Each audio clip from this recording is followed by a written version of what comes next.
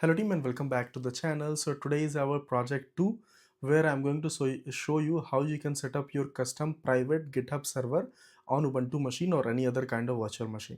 So before we get started, I highly request you that you can just support me by subscribing to the channel as well as liking the video, because I'm making all these 10 projects completely free and they are completely real world projects. As I told you that many companies are there who are going to use the same concept to set up their different kind of tools. Yesterday I showed you how you can set up a platform like Google Drive on your own Ubuntu machine to make it completely private. Today I'm going to show you how you can set up a custom GitHub server on your own virtual machine. So yeah, make sure to watch this video till end so that you don't miss out any of the steps. And also team, batch 9 is starting very soon, so make sure to check it out. And that batch 9 is having 20 plus mega projects with 150 hours of comprehensive content with live and recorded sessions. Okay, so yeah, make sure to check out those. And with that being said, let's get started. So team, before we get started with the hands-on part, let me show you a small demo about what exactly we are going to do today. Now, if you're able to see very clearly over the URL, first of all, it has SSL integrated. Secondly, if you see the URL, get.skjptpp.in, that is the original URL, which is basically pointing to a custom private Git server. This Git server is known as 𝗕𝗃, which I have set up custom over my separate EC2 machine server. Okay. So basically what I'm going to show you is how you can set up your custom and private Git server similar to GitHub, where you can create your repositories, you can manage your source code, and you can perform all the same things that you do at GitHub as well. Okay, the whole point of setting up this kind of server is that you get a custom domain URL for your server, plus it is completely private and isolated, which should be accessible only to you or your company network. So okay, depending on in what network you are deploying it. That's what I'm going to show you today. Okay. Hello team and welcome back. So yeah, before we get started, make sure to check out the channel. You will find amazing projects, hands-on project, and yeah, make sure to subscribe to the channel as well. It keeps me motivated and continue making amazing hands-on tutorials. Also team, for people who are preparing for DevOps interviews, make sure to check out our batch 9 course, which is starting very soon. And talking about previous batch placements, so we have highest package as at 40 LPA. Then we have Paramithal, who was placed as associate vice president. We have Manoj, who got hired into Azure in USA as an Azure DevOps engineer. Then we have second highest package, which was 29 LP of Santosh. And we have hundreds of these success stories, which you'll be able to find inside success stories talking about the upcoming batch.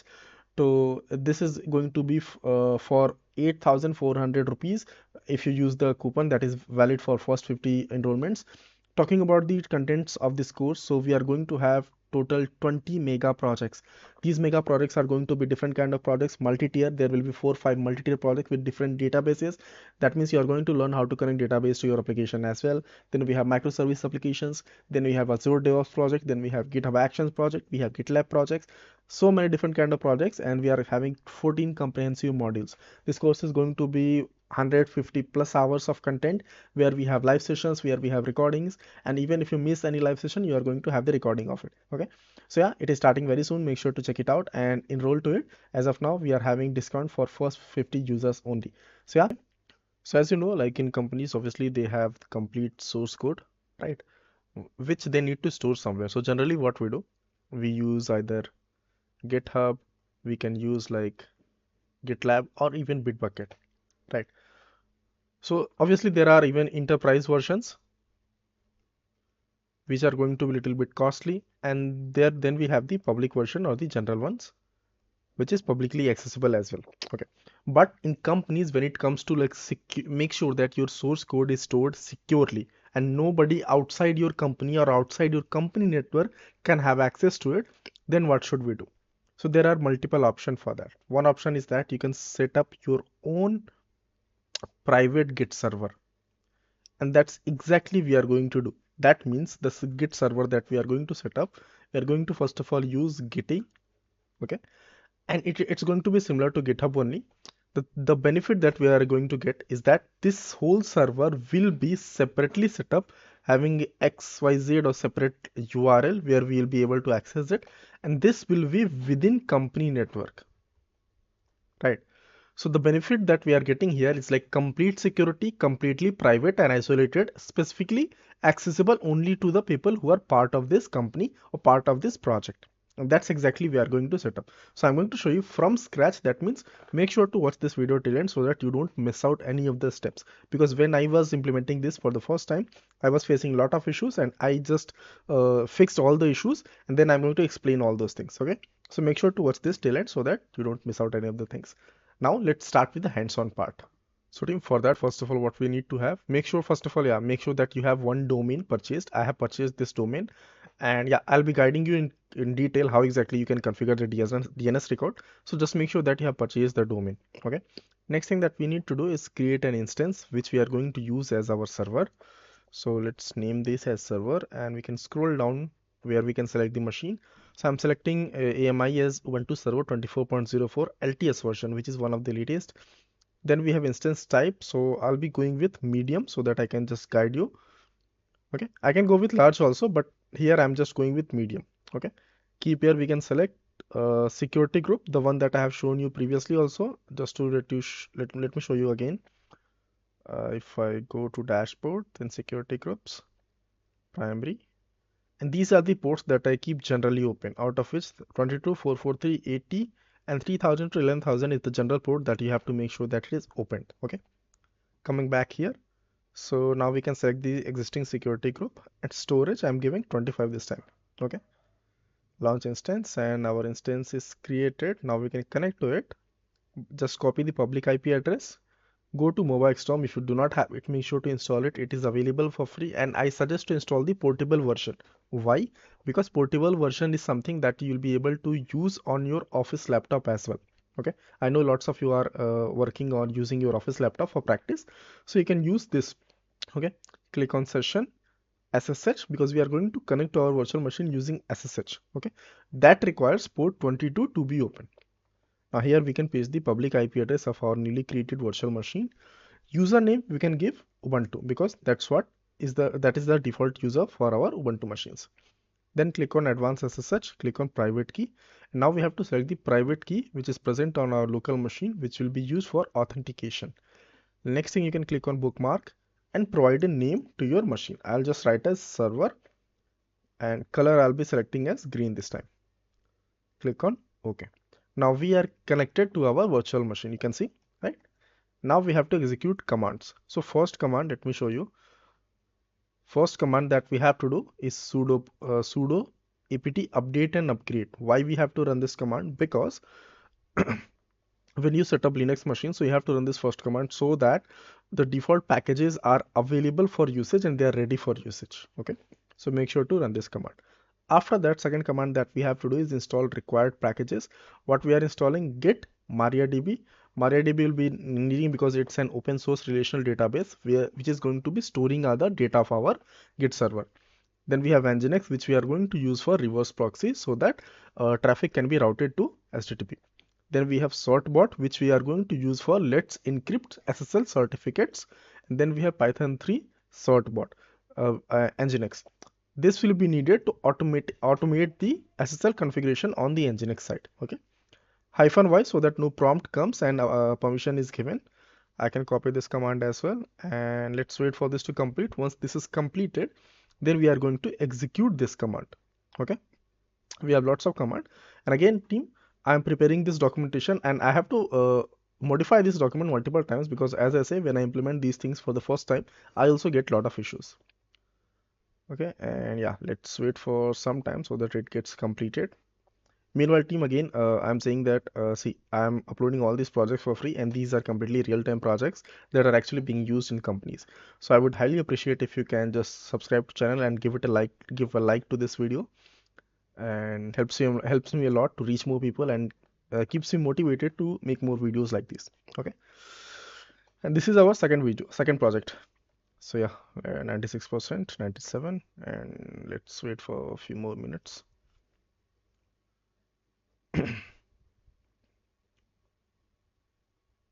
Okay.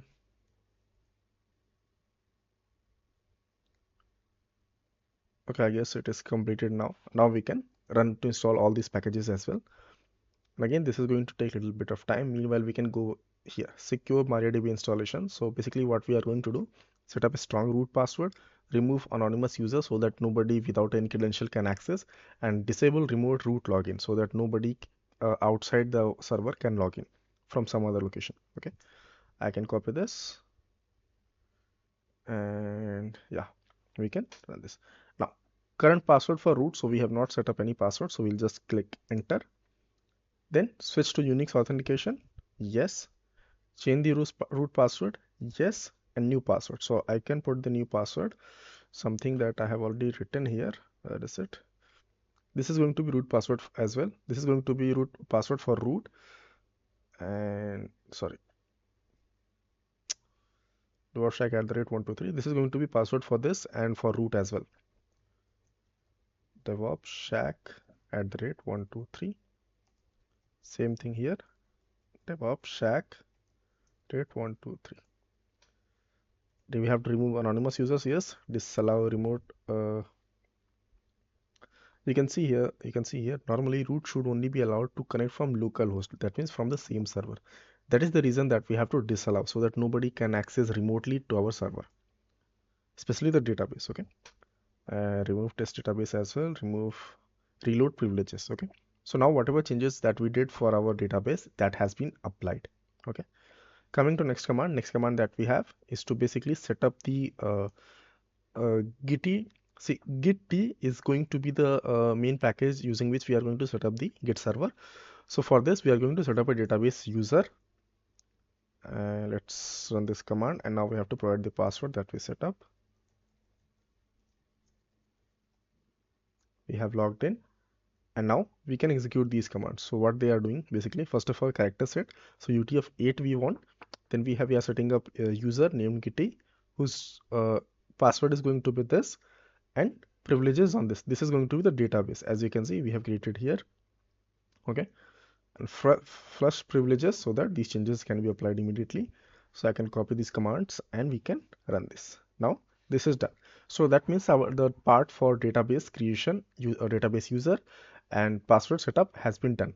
Next step that we have to do, now we have to install and configure 𝗖𝗃, which is the actual package. Now, exact issue that I actually faced. So when I was trying to install latest version, it did not work. So what I have to do, I have to manually go on this website dl.gsity.com, where I have to figure out which one is the latest, and then I have to hard code this version. Okay, and that's how it worked. Now here, make sure that you are running these commands using sudo, because if not, then it will not work. Okay, so I can copy these and I can run to install the package. Okay, this is done. And again, I'm saying this worked only if you use the same commands that I did. Coming down. Now what we have to do, we have to set up we have to create some configuration and data directories. Okay, and we have to change permissions as well. Okay, again, you can see I'm using sudo, because if not, if you're not using, then it will be giving a lot of issues. So we have done that as well. Now we have to configure app.ini. Now, a lot of you might not know what exactly it is and why we have to configure it. So let me explain you in detail what exactly it is. So team, now let's talk about app.ini file in 𝗖𝗃. What exactly it is. So it's basically primary configuration file, and it's going to control various settings like repository path, what will be the repository path, the server configuration, database connection, authentication, and even logging. Okay. So as you can see, there are information mentioned. First, we have repository path. So this is going to be the repository path. Then we have server configuration. Inside server configuration, first we have app data path, which is going to define the location where application data is going to be stored. Then we have domain. So in domain, you can see I have written git.skj.ptpp.in. Now, as you remember from previous session, this is my domain. Okay. And don't worry, I will be teaching you how exactly we can set up this section, this domain. Okay. So that is going to be the domain for SSH access. Then we have HTTP port, which is going to define the port for the port where 𝗖𝗃 runs, okay, which is going to be 3000. Then we have root URL. This is going to be the base URL for 𝗖𝗃 instance used for links in emails, UI, etc. Okay. Then we have LFS content path. This is going to be the path where the large file storage content is going to be stored. Got it? Next, we have log configuration. So here, this is going to be the directory where 𝗖𝗃 stores logs. Okay. Now, talking about where exactly this is going to be stored, this app.ini file, it's going to be stored inside etc/git/app.ini. If I try to show you here, /etc/git, you can see we are getting permission denied. So let's try, let's become this, and then we can try again /etc/ okay. As of now, you can see we have app.ini file. So let's see if it has anything. Okay, as of now this file is not at all having anything, and that means we need to put the content. Now I am switching back to Ubuntu user. Okay, so now let us create this app.ini file and the contents of it. For that we can run this command, vi command, to create the file. Okay, basically vi command, we have using vi command we have created the file and opened it in editing mode. Okay, next thing what we have to do, we have one by one we have to add these things. First we have to add the repository. Okay, side by side I'll go into insert mode. Next thing that we have to add is the server. Let's add that as well. After that we have to add the log configuration, so I will be adding it as well. Once added, we can save this. Now after that what we have to do, we have to set up permissions, and you can see we have already created one user, 𝗤𝗲 user and 𝗤𝗲 group. So we are going to set up we are going to change the ownership of the 𝗤𝗲 folder to this. Okay, that is done. Next thing we have to change permissions to the app.ini file. Okay, now next up what we have to do, we have to set up a systemd service for 𝗤𝗲. Now most of you might not know immediately that what exactly, why do we have to create a service file for specific application. So basically, you know, once you create service file, it becomes very much easier for you to start the application by simply starting the service. Okay, basically you can run that application as a service. Okay, so what we can do, we can create this service file. I can put it here. Now we have created the file and we have to put the content inside it. Okay, so basically, you know, inside this configuration file we have to mention different information like description, like the user like who is responsible for starting, then group, then which file exactly we have to start, and all those information. Okay, so we can copy this till here to here. I can copy and paste it here. Okay, once we have done that, next step that we have to reload systemd and start 𝗤𝗲. Okay, I can copy the command and run that as well. Okay, and yeah, self-hosted Git server has been started, I guess. Next step, we have to set up reverse proxy with Nginx, which is going to be helpful for us to redirect the traffic. Okay, now before we add this, few things that we need to understand. So first, if I go back to my server, this is the IP address. Okay, now as you remember, when we want to add custom domain so that our application should be accessible over custom domain, what we have to do, we have to copy this server IP, go to our domain DNS settings for our custom domain here. Now since we have the public IP address of the server, right, I have copied the IP address. Now we have to click on add new record, select a record. Here just write @ here paste the IP. Okay, save this. Next thing, now once we do this, then our application, basically what is going to happen, the this domain skjptpp.in is going to point to this. Now my requirement is that I want my domain should be pointing to git.skjptpp.in. How do we do that? So for that, what we have to do, we have to add another record, which will be a record again. Here this time I am going to write git here this, and now git.skjptpp.in is going to point to this IP address. Okay, save this, and this is done. Now the thing is, as I told you in previous sessions also, this changes that should be reflecting this take some time to gets done. Okay, meanwhile we can write our reverse proxy using Nginx. So we will copy this, create the file, and inside this we will be adding this content. Make sure that server name should be this, the domain that we just config domain that we have. Make sure you are putting git.this, and we can copy and save this. Okay, now obviously many of you might not be able to understand what exactly written here, so let me explain you line by line what exactly these things mean. So guys, let me explain you what exactly this reverse proxy, this configuration file exactly it means. First we have server block. So basically it's going to be the complete definition of the server. Whatever definition we want to add will be inside this block. This is the main block, main server block. Okay, now there could be multiple server block, and each server block is going to define a separate virtual host. Next up what we have, listen 80. That means this tells nginx to listen for incoming connections on port 80. That means HTTP. Okay, next we have server name. Okay, and as I told you, this is the server that I purchased, and we are adding git dot. So we want that this our git server should be accessible on this server. Okay, then we have location. Okay, this is basically, you can see it's a block. Okay, we can call it as location block. So this basically tells nginx what to do when users visit slash. Okay, that is the root path. Slash means root path. So inside this we are going to define like what is exactly is going to happen whenever users are going to visit the slash, or basically the root path. Okay, first we have reverse proxy to git. Proxy pass this localhost 3000. This means that whatever request comes, it's going, like when request comes on the root path, it's going to forward the request to localhost 3000 where git is running. Okay, now then this is done. Then we have proxy set header. Okay, it basically what it does, it's going to pass the actual IP address of the client to git. Okay, without this, git might think that all requests come from localhost.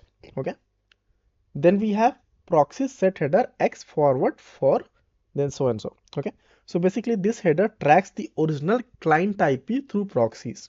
Okay, and this is useful for logging security and even rate limiting. This is useful for that. Then we have proxy set header host, $host. What exactly does it do? So it's going to pass the original host header, which is in our case git.skjptpp.in, and it's going to pass that to git. Okay, and it's going to ensure that git knows the correct domain name used in request. Okay, now we have already added, I guess, and next thing what we have to do, we have to enable and restart nginx. So for that we can execute this command. Okay, one more thing before we proceed, because next step we have to configure the SSL certificate. Okay, so before we proceed to that, one thing that we should be checking, because in previous session we saw that we were facing issues while getting the certificate. So before we start with the certificate part, we should run ns lookup then git.skjptpp.in, which is our custom domain. Now if you are able to see that it is pointing to correct IP address of this virtual machine or this server, then only you should proceed to next step. If this is not propagated, then you should not be proceeding. And this is propagated, why? Because in GoDaddy platform, a record DNS records we have added, right? Next step is to get the certificate. Now one thing you remember, I have not written the command for like Python sortbot. Why? Because if I scroll up, you'll be able to see that when we were installing the packages, here you can see sortbot, and this is also installed at the beginning. That's why we don't have to write it separately. So I can directly run this command and it's going to generate the certificate for our platform, for our domain. And let's click, sorry, we have to provide email address. I'll just going to provide one of my email address.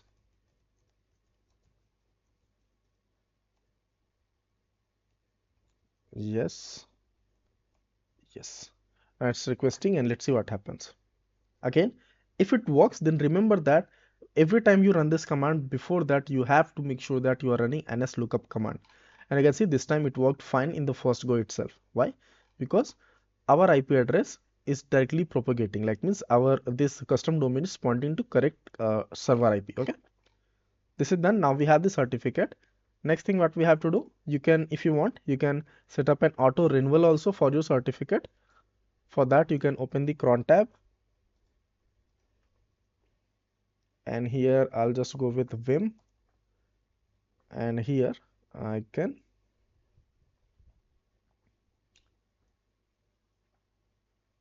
add the command.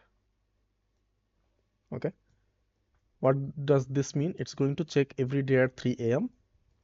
I can add this, I can save this. This is done.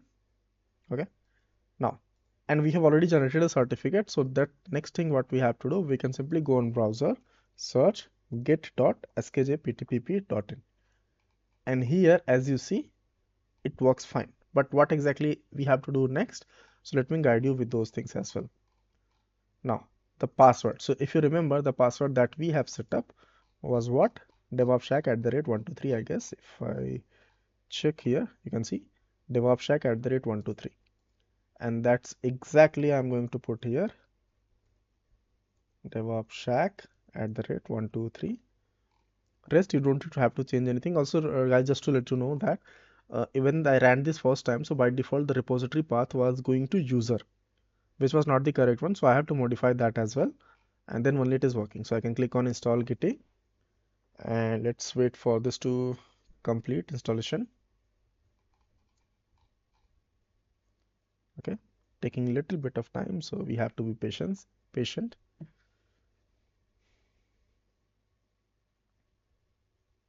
Okay, this is done. Now this is the first page. Okay, we have to click on register, and we are going to set up our account. So I'll just put any account, password I can put anything.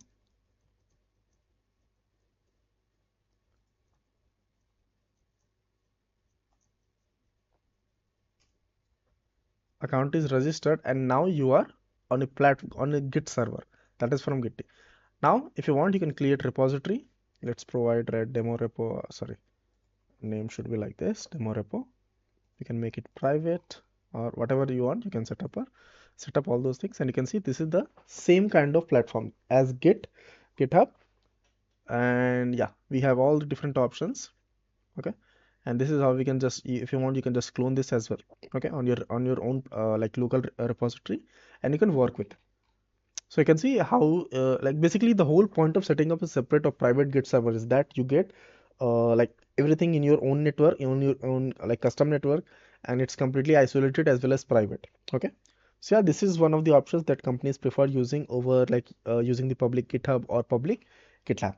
There are much more features in this. I'm not going very deep as of now. I'm just showing like how exactly we can set up and how we can use it. Okay, so yeah, thanks for watching team, and I hope this was useful. If it was, then make sure to give it a like. So thanks for watching and have a nice day.